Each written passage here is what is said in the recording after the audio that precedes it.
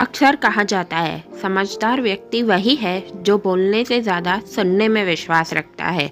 मौन रहना एक कला है और यकीन मानिए यह जितना आसान सुनने और पढ़ने में लगता है उतना ही कठिन काम है जो हर कोई नहीं कर पाता। चुप रहने के कई नुकसान हैं, लेकिन सही जगह चुप रहने के कुछ ऐसे भी फायदे हैं जिन्हें जानना उन लोगों के लिए बहुत आवश्यक है जो अक्सर हर जगह बोलने या जवाब देने की आदत रखते हैं। कई अवसरों पर चुप रहना आपकी समझदारी जाहिर करता है।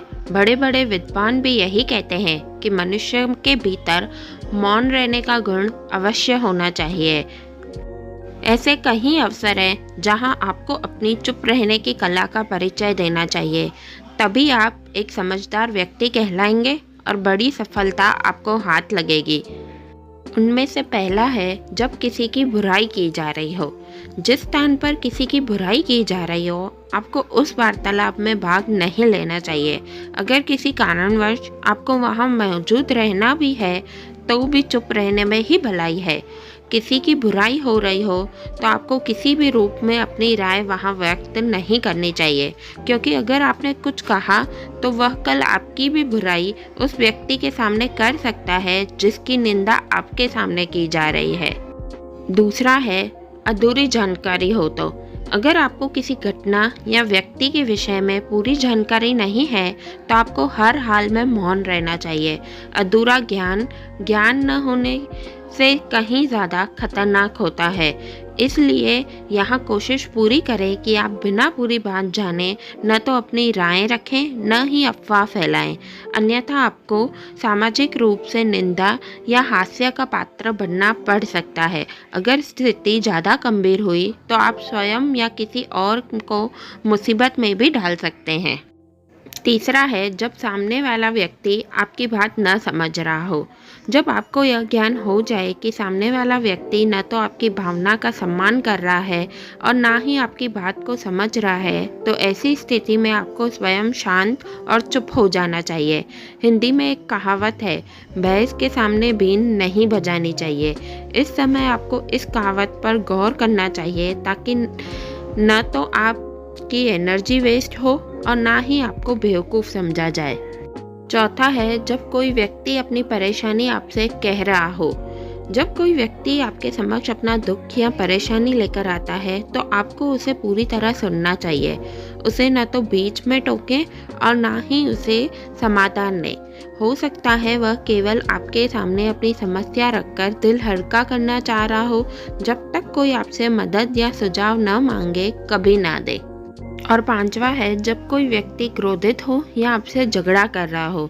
जब आपका कोई करीबी व्यक्ति आपसे झगड़ रहा हो या किसी बात पर आपसे क्रोधित हो तो उसके सामने आपका चुप रहना ही समझदारी बड़ा कदम है।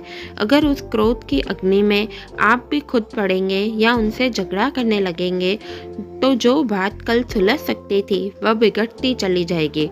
अगर आप चुप रहेंगे तो वह अपने आप आकर आपसे माफ़ी मांग लेंगे।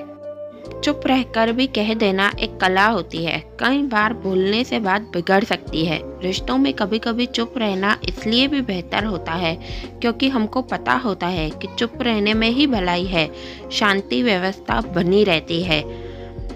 कुछ लोगों की ज़िंदगी में बेवकूफ़ लोगों की भरमार होती है। ऐसे लोग हर पल फालतू हरकतें करते हैं या आपको परेशान करते हैं ताकि आप कोई प्रतिक्रिया करें।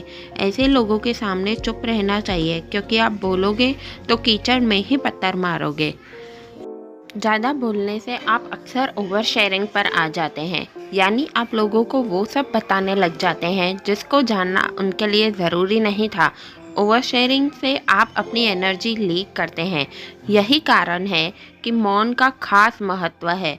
कम बोलने वाले लोग अपनी एनर्जी सही चीज़ के लिए बचाकर रखते हैं और इसे प्रभावित होने से भी रोकते हैं।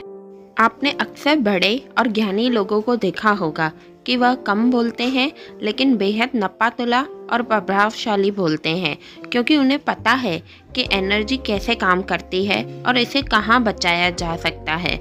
मौन रहना एनर्जी को लीक होने से बचाता है। चुप रहने से आपकी एनर्जी भी बचती है और आपके बारे में लोगों को कम पता लगता है, क्योंकि जो लोग वाकई में सफल होते हैं, ज्ञानी होते हैं, वो ढिंढोरा नहीं पीटते।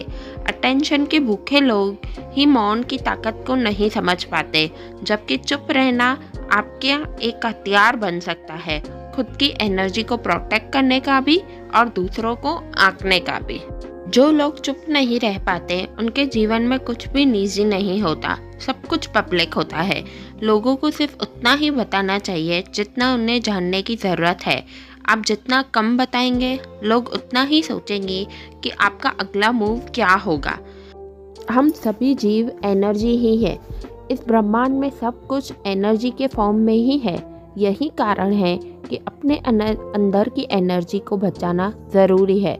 अक्सर ऐसा होता है कि हम अपने प्लान्स, अपने जीवन की हर बात लोगों से शेयर करने लग जाते हैं और फिर उनकी राय एनर्जी के रूप में हम तक पहुंचती है। कभी ये राय सही होती है तो कभी गलत भी होती है। हम इतना शेयर कर चुके होते हैं कि लोगों की तरह तरह की एनर्जी हम तक पहुंचने लगती है। ये हमारी ऊर्जा को प्रभावित और डिस्ट्रैक्ट करती है। आप जितना चुप रहेंगे उतनी तेज़ी से आगे बढ़ेंगे, क्योंकि आपका फोकस और आपकी एनर्जी एक ही दिशा में होगी। हाँ, राय लेने में कोई बुराई नहीं है, लेकिन इसके लिए आपको चुनना होगा कि किससे राय लेना बेहतर है। चुप रखने के क्या फ़ायदे हैं ये तो आपने जान लिए, लेकिन मौन को प्रैक्टिस में कैसे लाएं? इसका सबसे आसान तरीका है मेडिटेशन। जितना दिमाग शांत होगा उतना ही आप कम बोलेंगे। दिमाग में जितने विचार होंगे उतना ही आपका मन चंचल रहेगा। मेडिटेशन से आपको विचारों पर कंट्रोल करना आएगा और फिर आप देखेंगे कि आपके व्यक्तित्व में कैसा बदलाव आता है। आप जब तक अंदर से शांत नहीं होंगे तब तक बाहर से भी हलचल मची रहेगी।